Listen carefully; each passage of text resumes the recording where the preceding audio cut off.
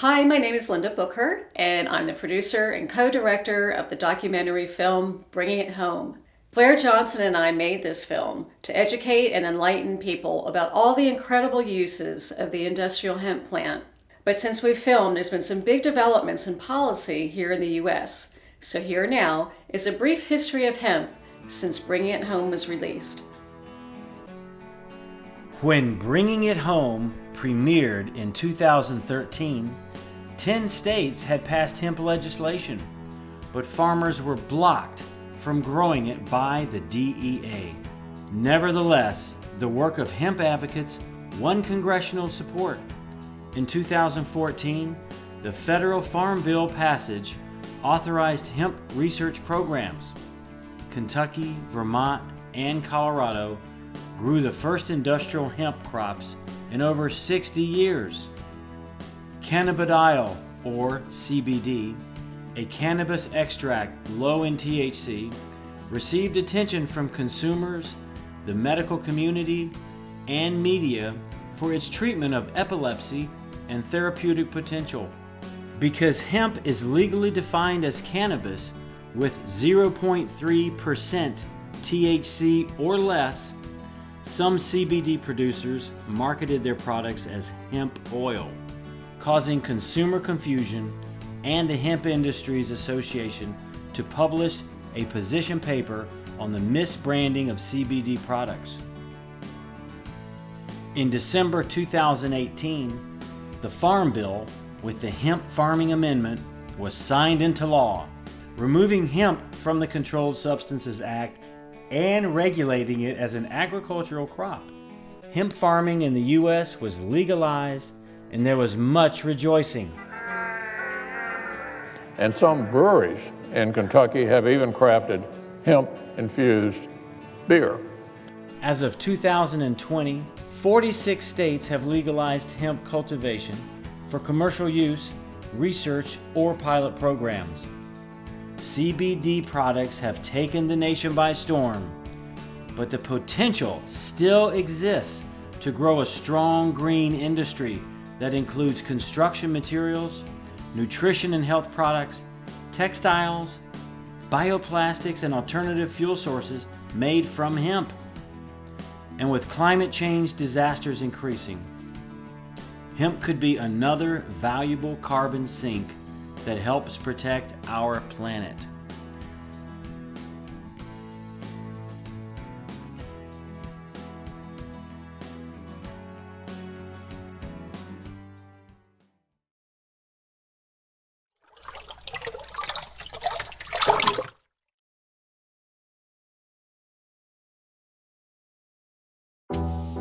Imagine you're a law-abiding citizen, and your cousin commits a crime.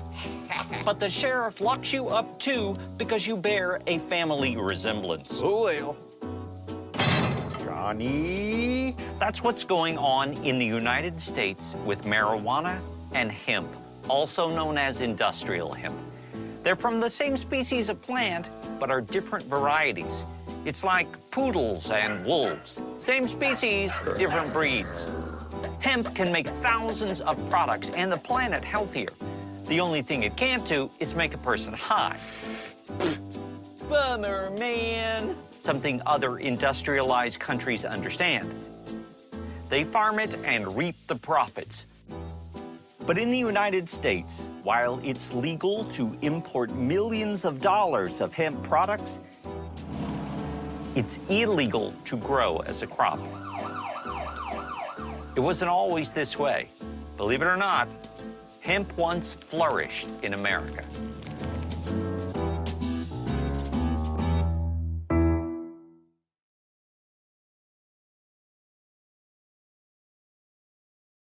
When I started designing this home and started to look and to specify materials, I basically just went on a worldwide search for about the first 3 or 4 months to try to find materials that I felt comfortable with that met my standard. And that standard would be in reference to my child, who is a 9-year-old disabled little girl that has some fairly extreme chemical sensitivities. Russ and Karen Martin, who we designed and built the very first hemp house in the United States for, their number one thing was they wanted it to be beautiful, they wanted it to be healthy. but they had no idea that I was going to hit them over the head with what I was getting ready to propose to them. They'd never heard of hempcrete. Once I started to tell people that I was considering using this for a building material, it really became a joke. I became the hemp guy. There were jokes from the local media about, if the house goes up in flames, the whole city's gonna have a big party. There were some comedians on national TV that made some jokes about the home that we had built. I just read about a company in North Carolina that builds houses made from hemp. That doesn't sound like a housing plan. That sounds like a weird version of the Three Little Pigs. Like, I'll huff and I'll puff, man. And then we'll totally listen to some Grateful Dead bootlegs. It's gonna be really cool, man. But, all joking aside, all it took was 5 minutes of time doing a little bit of research to realize that, this plant is really amazing and it could hold so many different positive things for our life. And, I was willing to take that leap of faith. And it really wasn't a leap at the end of the day. It's just a plant. There are a whole host of lawful and helpful pharmaceutical products that enable people to cope with their pain. Many of those products are opium-based products. Recognizing the benefits of the products, there's no one who would suggest that we should start cultivating opium poppies here in this country. It's much like the poppy scenario, how you have the poppy plant that has high opiates and you have the poppy plant that goes on your muffins. That poppy plant still has trace amounts of opiates, but it's so low that it's not psychoactive. You're not going to get the opiate high. Cannabis has the same structures in it, where you have marijuana that has high THC, high psychoactive, that type of medicinal attribute, and then you have hemp that's low THC, which is much like the poppy that's going on your muffin. It's still there, but it's at such a low level that it's not psychoactive in the body. Hi, Grace. How are you today? Good to see you. Good morning. You doing all right Just today? wanted to kind of give you a rundown on exactly what your house is going to be built of, so you get more of a visual and you can feel and touch everything. So the industrial hemp shiv is what this is here, and it looks like wood chips. To say this is the exterior of the home, and that's the interior of the home. As the air is slowly passing through and the wall is breathing, it's holding on to toxins, pollutants, and carbon from the atmosphere.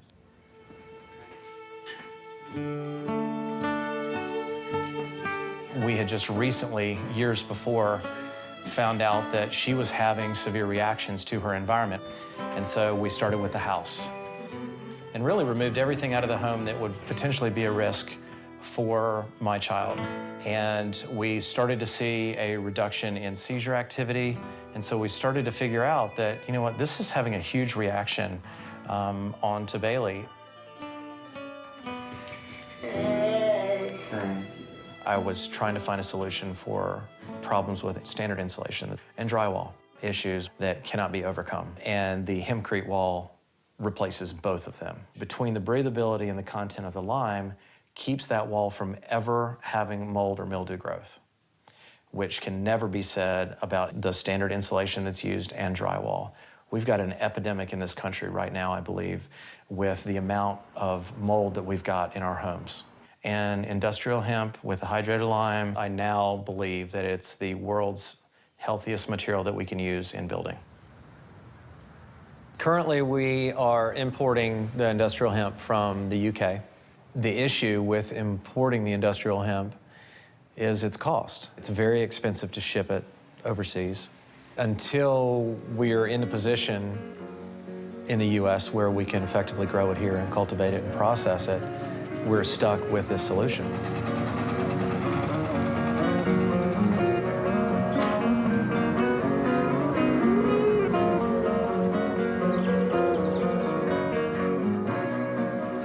This is a 50-acre crop of hemp to the west of London. The variety is called Ouzo. It's a French variety which is suitable for dual cropping. That's suitable for seed and fibre. So the seed will be going to the Good Oil Company and the fibre will be going to Hemp Technology.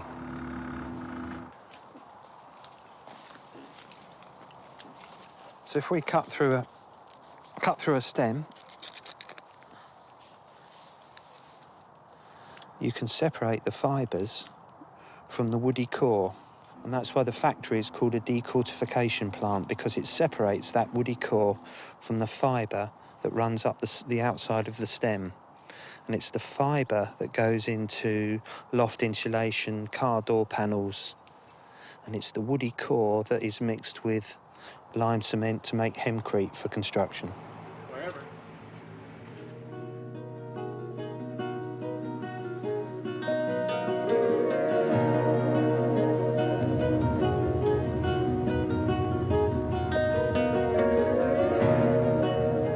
The project that the hemp pod is a fundamental part of is a three-year project which is funded by DEFRA, the Department of Environment, Food and Rural Affairs, a UK government institution, and supported by various industrial partners because they believe in the potential for this.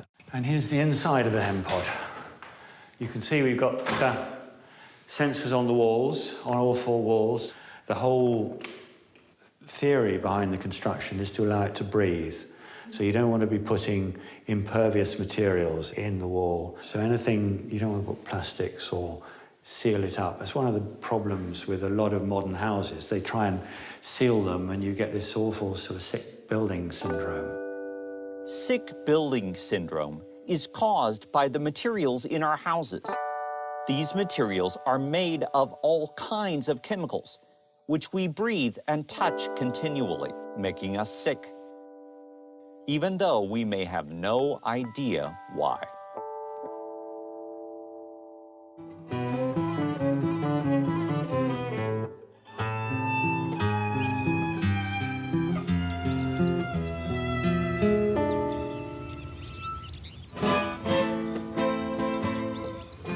The house needs to work itself without cooling system or heating systems, and building with hemp give us this possibility. We have here the brick is made of clay and hemp and a little bit of lime. It is not only good for chemical conditions, but also it's a load-bearing brick. In a new house, everything is very cold, you know? And this was without furniture, without anything, but you feel comfortable inside, you feel good. When the humidity is constant, you breathe better. You don't have any illness. It is delighted us how you can build a house in a normal way using that material.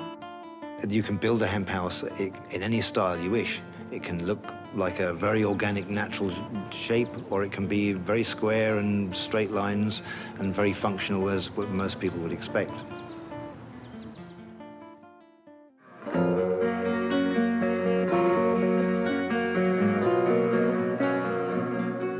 A few years ago, I set up a company called HAB, Happiness Architecture Beauty, as a development company. We're finishing this scheme in about 2 or 3 weeks' time. It's a scheme of about 42 homes called The Triangle, designed by a wonderful award-winning British architect, Glenn Howells. Project manager here on site said to me he loved the material because we'd had this lorry reversing on site, a big cement mixing lorry. Instead of pouring out heavy, wet, toxic, caustic concrete, it would instead pour out this sort of fluffy, lightweight stuff that looks like sawdust. It didn't require any power tools. So all we had was buckets and barrows and blokes. And because there are no power tools, there are no cables everywhere. And it actually makes for a very, very healthy, very safe building site. My great difficulty is that every new scheme we're building 7 now. I look at the range of materials out there. I cannot find one to match hemp. Once it's built into the building, it's fire resistant, it is a good thermal resistance, and it's good for the living environment.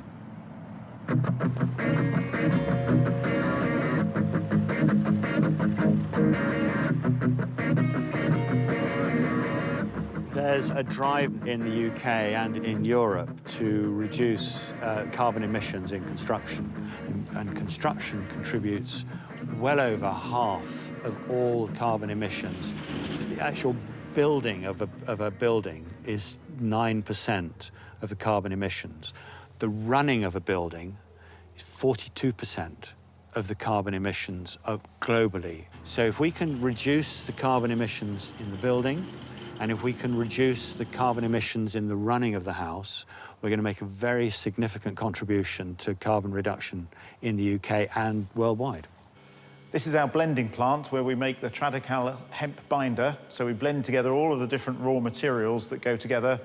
One of the things we didn't know when we first got involved in hemp, but have later realised is a huge asset, is that lime and hemp, when you put them together, are actually carbon neutral or carbon negative. That means that there is more carbon locked up within the hemp as it grows through photosynthesis than there is emitted from the production of the lime and all the manufacturing processes that go on alongside that. So when you put the two things together, you've actually got a carbon negative product. And the first time we did the sums, did the math, as you say in the States, we thought we got it wrong because we came out with a negative figure and we didn't think you could have a negative figure. Behind me now you can see our main distribution warehouse, and it was the first building of its kind to use this lime hemp block on an industrial scale. The lime hemp blocks actually sequester carbon out of the atmosphere, and that has been something that we have been able to build into our marketing. So it's not just about social responsibility, it's been about the way in which we go to market.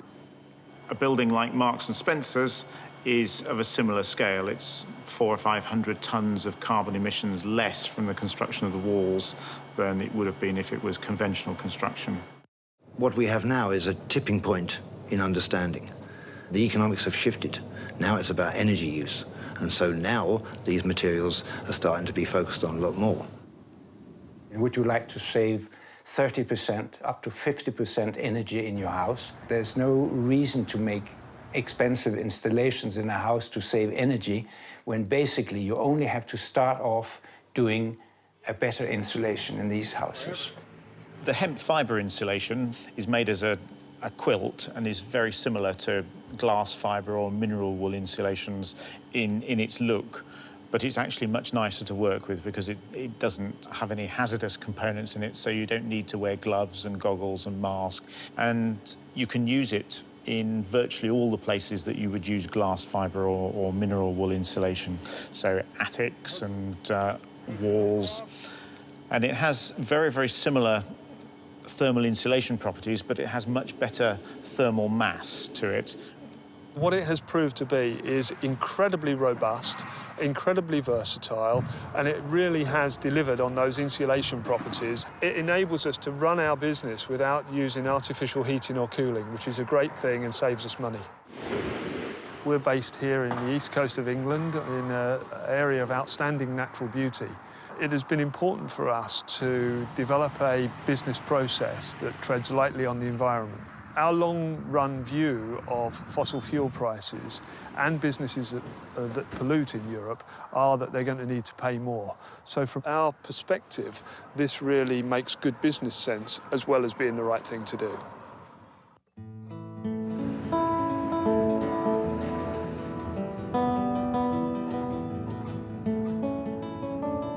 It's very easy for me to want to protect this planet because I'm out there and I see it, and I see being a surfer 20 years ago, there wasn't plastic floating around me when I surfed, and now I can see it, and I can see it on the beach, and it empowers me or motivates me to really protect these spaces. The reality is that 50% of oil goes into plastics. It's not just about stopping driving cars or decreasing our reliance on petrol for transport. Plastics is a major problem, and that's why the hemp plastic sides, the hemp biocomposites, one of the most exciting things that we can possibly be looking at the moment. Our business is all about processing hemp. Hemp is grown under contract for us by local farmers. We take the crop in and split it into its constituent parts. This is how hemp fibre is used in the automotive industry. This is a car door panel for a BMW 3 Series car. The use of natural fibres in these applications reduces the car's weight by a couple of kilos, and that all helps towards reducing fuel consumption. The automotive industry and animal bedding business markets are the largest part of our business. We expect the construction industry to grow rapidly over the next few years. In fact, within 4 or 5 years, we see that overtaking to be maybe 70 to 80% of our business.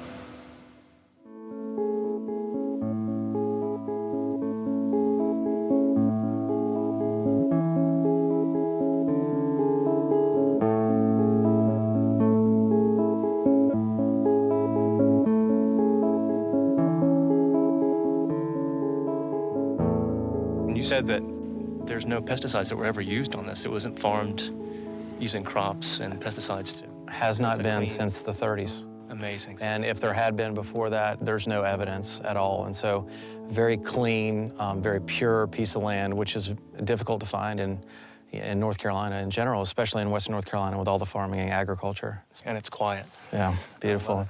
Just bugs, butterflies, and birds. For us to be able to visit Bailey now at the facility that she's in and just see how she's thriving there with that level of care just really solidifies the fact that we can't do that at home. You know, our lives changed to try to accommodate her needs, which we've certainly done out of our love for her. But we also realized that the best thing for Bailey is for her to be somewhere. And so I said, let's build it. So we build something for her and for generations of kids.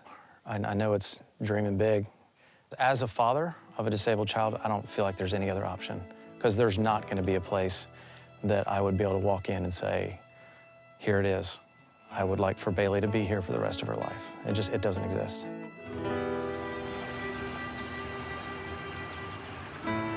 My wife came up with the name Canary Kids for these nonverbal children that are either autistic or some other type of special need that can't tell us what is going on.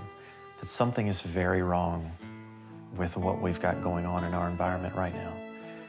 And nobody knows if it's the air we're breathing, the water we're drinking, the food we're eating, the medicines that we're taking.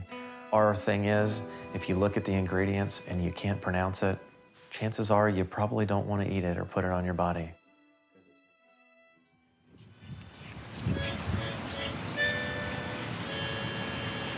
I've lived in Greensboro about 10 years now, and I moved from Charlotte, where I grew up. I've been designing for full-time for about 3 years. I am pregnant. I am almost 7 months now. I just find myself thinking about him and how I want to raise him so protected, I think, you know, protected from chemicals and just show him a different way.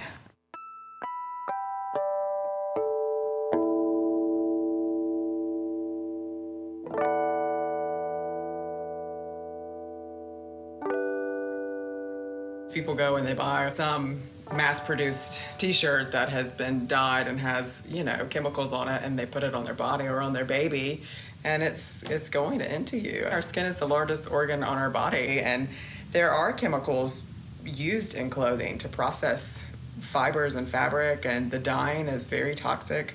And I've had clients specifically come to me because of that. They're allergic to dyes used in regular clothing, and they need something that's either a natural dye or not dyed at all.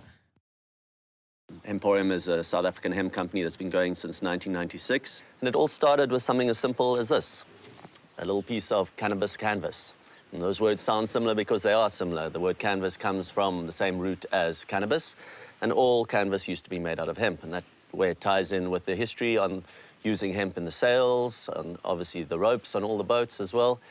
And even in South Africa, our Afrikaans word for shirt is hemp. We learnt about that this was a durable fabric. It made perfect sense to make bags out of it, and we started making many more products and using our clothing especially as a message taker. An eco-audit was done in Canada where they grew a hectare of conventional cotton and a hectare of conventional hemp and did the comparisons. And it was about 2,000 liters per t-shirt saving of water and about a cup of pesticides and agrochemicals. Hemp provides about 250% more fiber per hectare than cotton. So every shirt is making a difference. This is hemp denim. It's hemp mixed with organic cotton, and I'm making a skirt. This I order from Hemp Traders, and I do that online.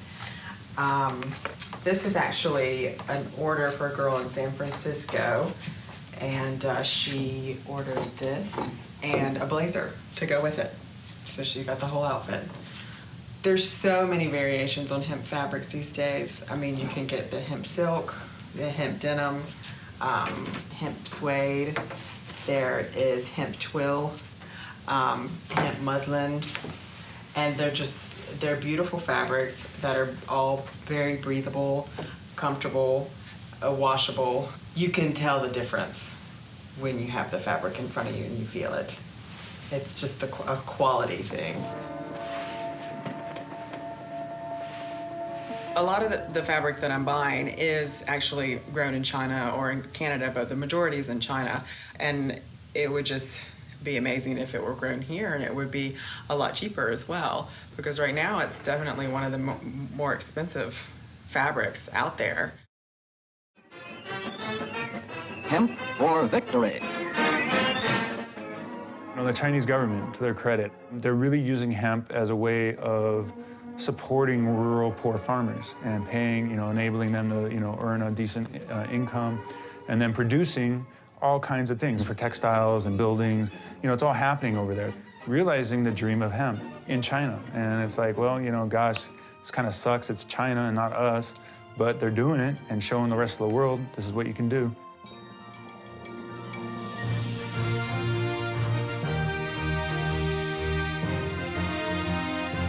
How do we help recover tobacco farmers? How do we help recover cotton farmers? How do we move away from this dependency on synthetic fertilizers? How do we move away from the dependency on synthetic pesticides? So it's nice to see a farmer having fun and engaged and want to talk and try to experiment, and this is cool, and we're talking about it over coffee. This is what it's about. It's about bringing that passion into everybody.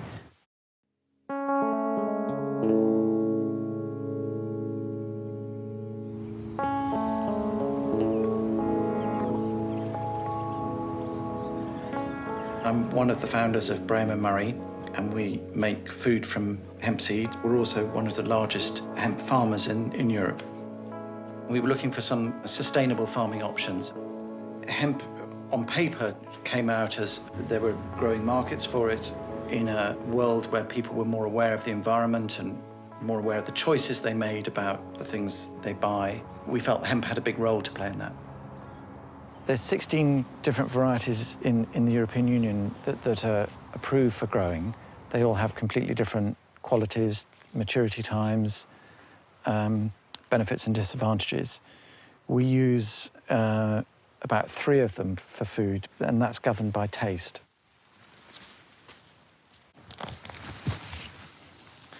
The plant also has this fantastic root structure, which is really, really good for the soil.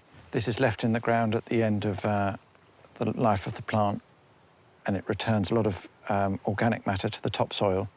It helps with drainage.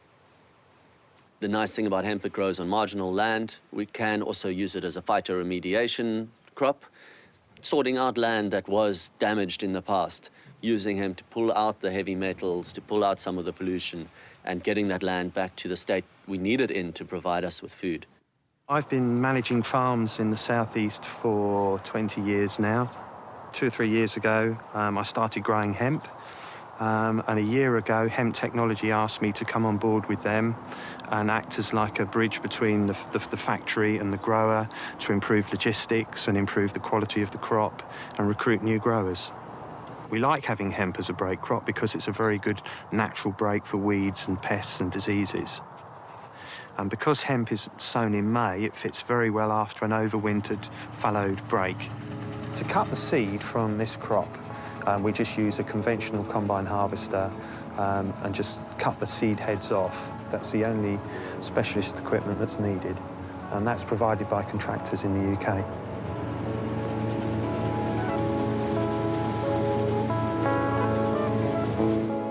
Crops for fibre, there'll be no pesticides used at all. If the crop's a seed crop, we will apply diquat, which is a desiccant to kill off the stems after we've harvested the seed. So the seed itself has no pesticides on. So it's quite a low-risk, low-cost crop. Once you can get somebody trying the crop, they'll very often then grow it year after year after year because they realise the benefits. It's quite a profitable crop, particularly if you go for the dual crop and you're harvesting the seed as well. A margin on this field of somewhere in the region of £200 an acre, £500 a hectare. for the fibre crop. If you then take the seed crop on top, which adds another £300 an acre, you're getting up towards £800.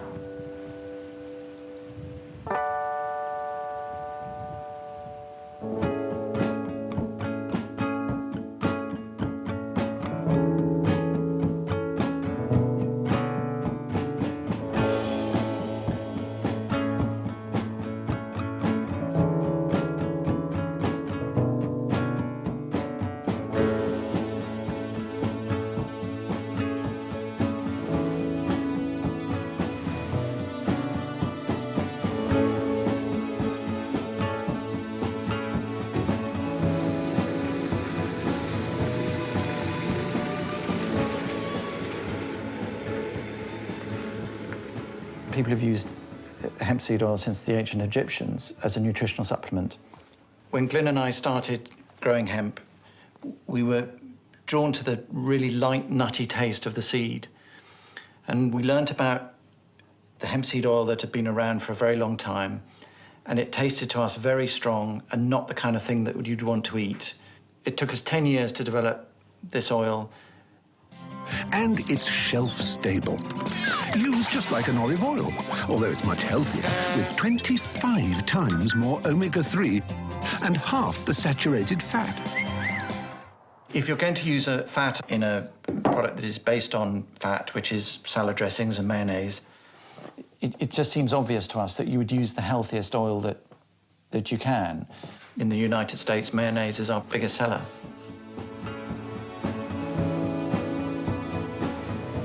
Nativa's the #1 purchaser of organic hemp in the world today. We're purchasing over 3 million pounds of organic hemp seeds that were grown in Canada. A big challenge is people don't know the benefits of hemp from a nutritional perspective, and so we have a big job ahead of us there. Dr. Oz on national TV has promoted hemp and hemp milk, and that's been helpful. I love hemp seeds. I love them for breakfast, and then they have hemp milk. What makes hemp a superfood is its excellent source of protein. It's the closest balance of essential fatty acids of anything that grows in the land compared to fish. It's easy to put it on salads and smoothies. You can put it on oatmeal. You can bake bread with it. And it's got a light, nutty flavor. And it's just very simple to add to virtually any recipe that you think of. You can put it even on ice cream. In Canada, when I go there quite a bit. And you go to restaurants and you see hemp nuts in the menu. And it's so not spectacular. It's just, they know it's just something good for you. Doctors recommend eating deep sea fish, flax, and hemp internally because we're chronically deficient in our diet for omega-3, which is needed for healthy brain function, good skin, and topically in cosmetics, that omega-3, the skin can just incorporate it directly into the sebum. And in our soap, what we found is it really made the lather smoother and less drying. So it's been an important superfat ingredient in our soaps for over 15 years.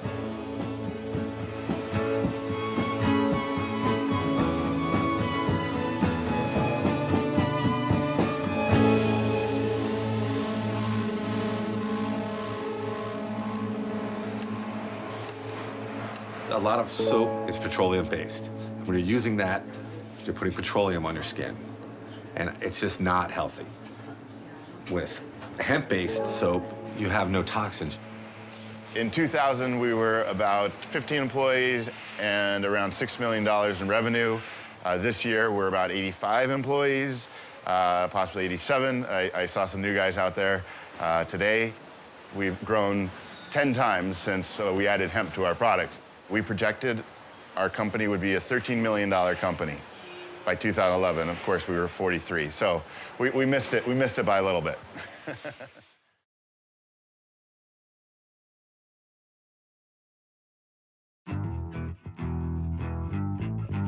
The history of hemp. Year 0, the Big Bang. The universe begins 150 million years ago. Plants debut, including hemp. The dinosaurs didn't notice. 800 BC, China. The first cloth fabric is made from hemp. 1200 BC, hemp fiber is used to construct the pyramids. 1425, knights drink hemp beer. 1492, Columbus floats to America using hemp sails and rope. Oh, dang it! 1776, the Declaration of Independence is drafted on hemp paper. 1889, Van Gogh paints masterpieces on hemp canvas. 1942, patriotic farmers plant hemp crop for war effort. 1970, the Controlled Substances Act is signed into law. Industrial hemp is classified as marijuana, and farming it becomes illegal.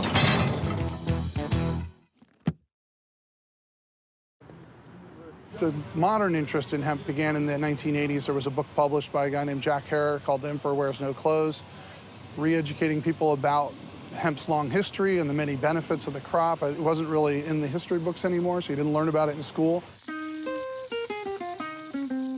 In 1916, USDA botanist Leicester Dewey proved that hemp produces 4 times more paper per acre than trees. But America's hemp industry battled competition from other, easier-to-process crops like cotton. The government's Reefer Madness campaign in the 30s linked marijuana use by Mexican immigrants and jazz musicians with wild tales of crime and debauchery.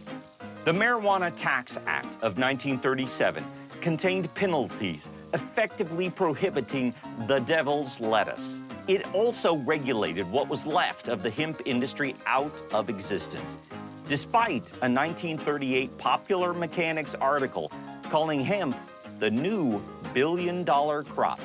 Uncle Sam loved hemp again when the fiber was needed in World War II and encouraged children in 4-H clubs to plant seeds. The last commercial hemp crops grew in the late 50s. In 2010, Dewey's diary is discovered and reveals the Pentagon was built on land where he grew hemp for the U.S. government. The Hemp for Victory program in World War II demonstrates the power of what our society can do when our elected officials are on the same wavelength with industry and are working together. And you know, our hemp supply got cut off by the Japanese from the Philippines. We put an emergency hemp program. We had American farmers growing 25,000 acres of hemp within a year, and hemp infrastructure and processing all set up. And it was amazing. The goal for 1943 is 300,000 acres. And then, of course, we dismantled it and red taped it to death.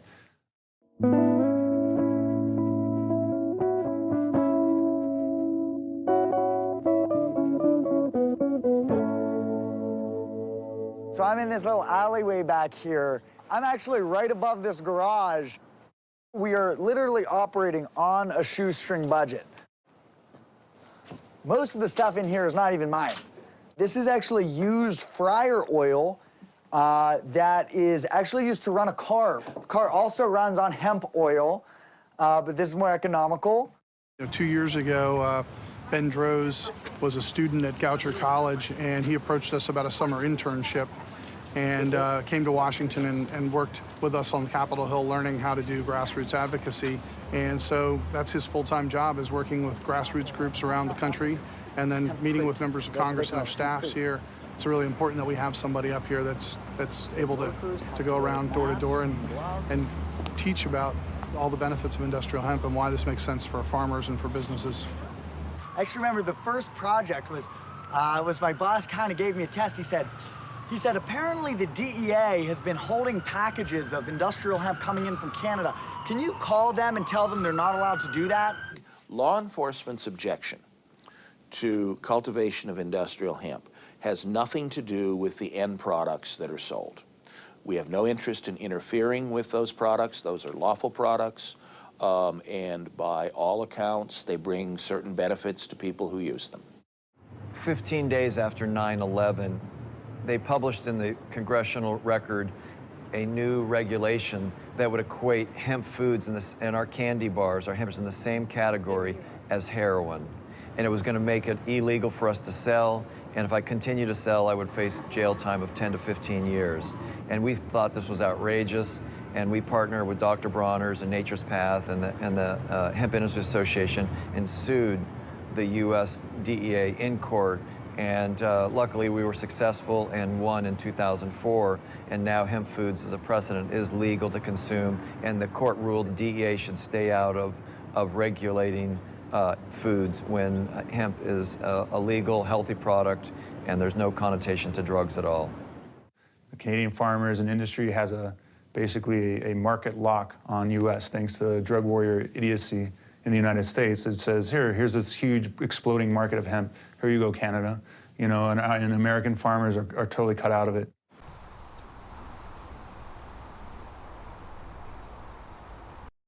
It's all about economic development, that right now they're holding back American farmers, American manufacturers by refusing to let farmers grow hemp. You know, it's only hurting us.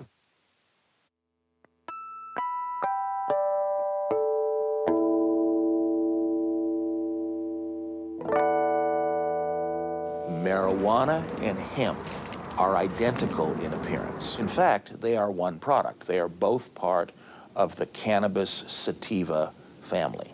The claims that law enforcement can't tell the difference are ridiculous. Hemp's being grown in more than 30 different countries where law enforcement has no problem.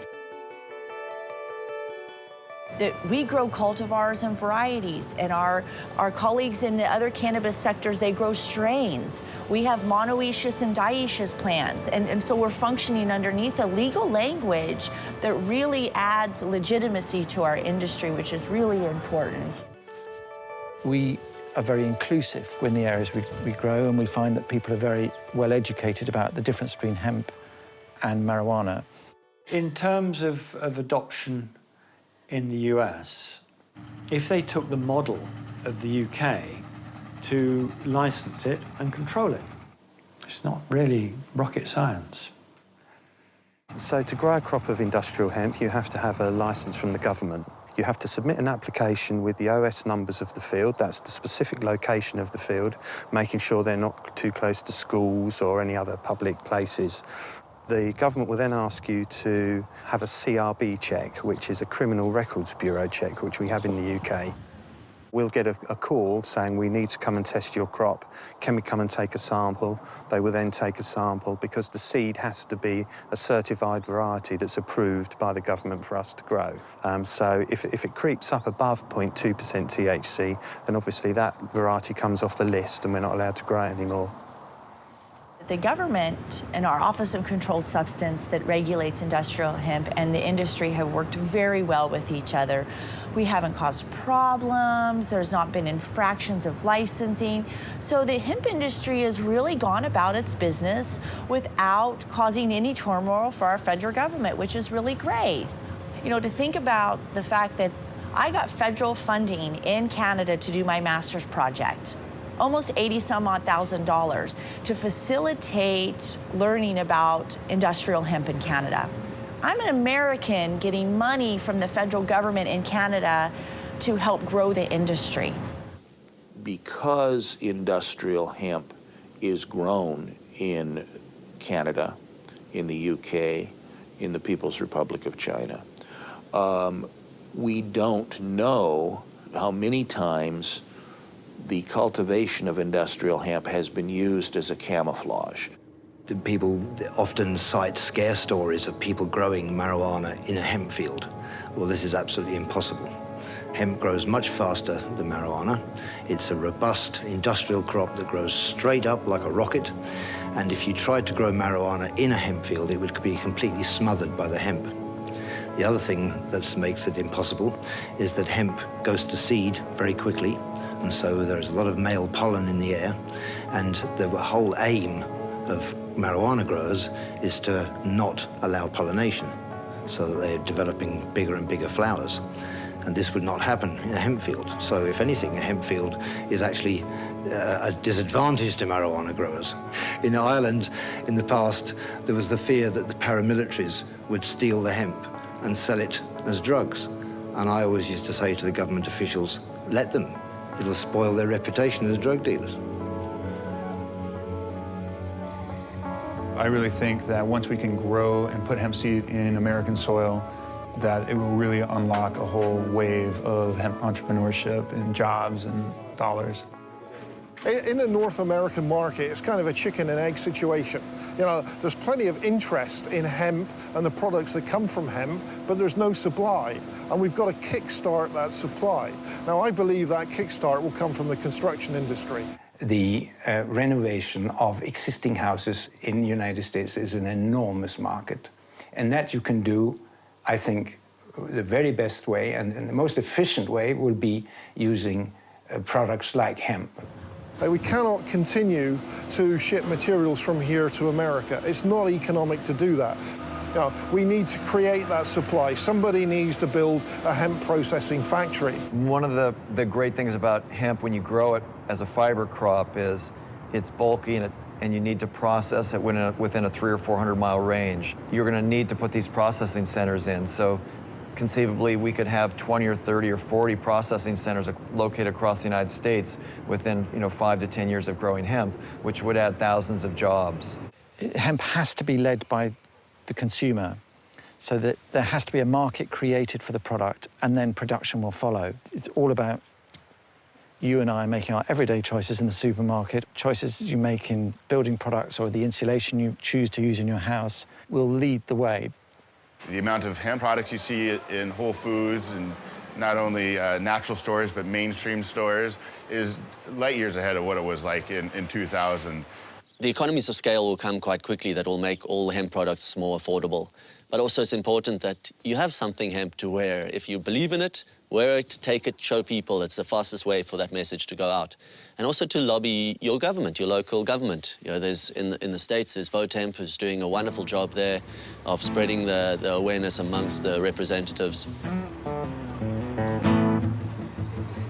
I wanted to be environmental, I wanted to work on criminal justice issues, human rights, and so industrial hemp was really that issue that culminated everything for me. It was weird at first when I was telling people that I was a lobbyist, because the first thing people hear when they say, oh, you're a lobbyist, they immediately have assumptions. While most lobbyists are working for corporate interests, I'm here working for the people. Monsanto lobbyists are infamous for working at the USDA or being advisors to the president. They push legislation, and they have a very strong influence on important legislation like the Farm Bill. My job is to pull legislation the other way. And by fighting for hemp, I'm fighting for the farmers, I'm fighting for the businesses, I'm fighting for the consumers, and I'm fighting for the idea that that should have a voice in Congress. Maybe a full list of the co-sponsors, but then highlight in bold yeah. all the California ones. The Industrial Hemp Farming Act essentially would redefine industrial hemp as distinct from marijuana, and it would specifically define it as cannabis plants that have 0.3% of THC, THC being the active ingredient in marijuana that gets somebody high or less. And then it would allow states that want to allow their farmers to grow hemp to regulate it. And it's bipartisan support. We have both Republicans and Democrats on the bill. And it's been one of the interesting things with hemp is that it's really not a partisan issue. You know, in almost every state where we've ever passed a bill, we've always had Democrats and Republicans who have supported it. It's amazing how difficult Congress has been and how unwilling to hold hearings. The Obama administration totally unwilling to even meet with us to discuss this. Our point is, once again, we're stuck with the federal government standing in the way of states that want to move forward with this. You know, being from the U.S. and working in Canada in a system that's working, that we're providing foods, we're building materials. These are full-time jobs that are created. It's real life. And then I look here in the U.S. and I think, wow, they're planting in Lebanon before they're planting in the U.S. They're planting in Uruguay before they're planting in the U.S. They're going to plant in South Africa before they're going to plant in the U.S. This, for me, is still very frustrating, and I still feel the American people are still wronged every day because of this. When I'm standing in a hemp field, it's right on the American border, and the farmer literally tells me in Canada, when that hemp field ends, the U.S. starts. We see the potential in South Africa for real change as well. And around the world this is true, but obviously I'm working in a country where there's massive unemployment, there's massive malnutrition, people living in despicable conditions. And I know that this is something that can solve a lot of those issues. We're very lucky at the moment. There's a lot of momentum, there's a lot of support coming from within the government.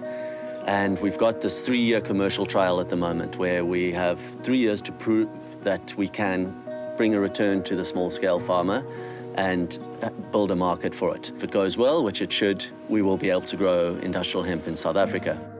We made a television series about this project, and we went off and planted a field of hemp and over 12 or 14 weeks watched it grow to 4 meters tall.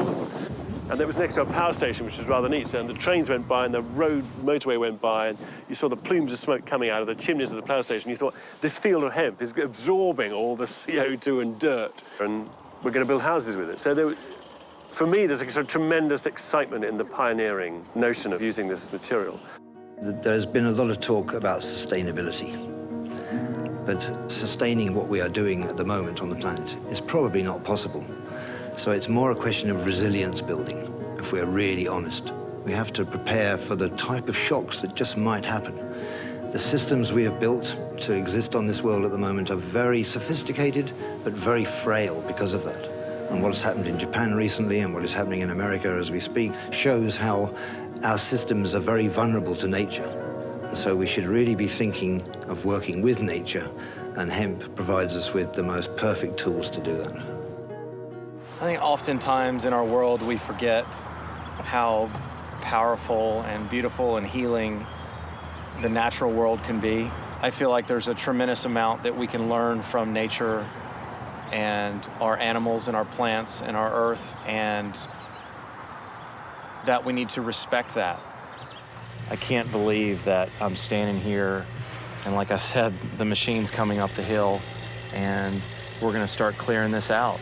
Just visualizing that building being here with the gardens and seeing the horses and hearing the children and seeing the families just be so happy, and knowing she has got a wonderful, healthy, safe environment, fun environment to be in, just makes me so happy as a parent. And this was our idea, but it's not really about us. It's about her, and it's about other children and other adults and their families.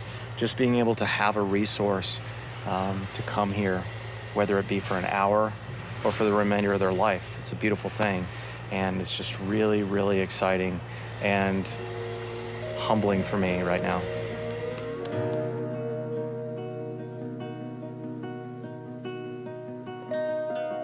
The main message I like to get across with hemp is that it's such an easy, positive way to make change on the planet. It is so easy to use hemp to decrease your footprint. The reality is that hemp is hope. It's bringing something that's done it all before back into creating a green future for the planet and helping us all be sustainable on this beautiful earth.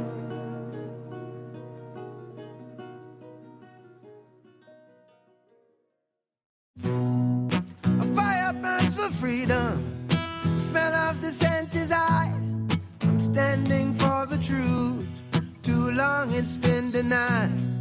The tide of change is rising, and hope is realized. Unchain these wings, let angels fly.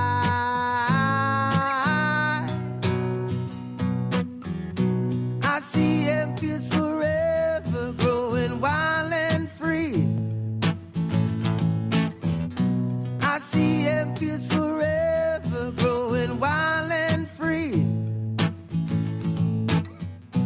I see hemp fields forever growing wild and free. Wild and free.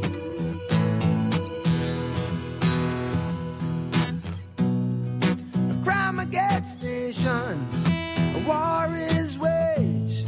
There's a message in the wind for every race. Peace and love with soul.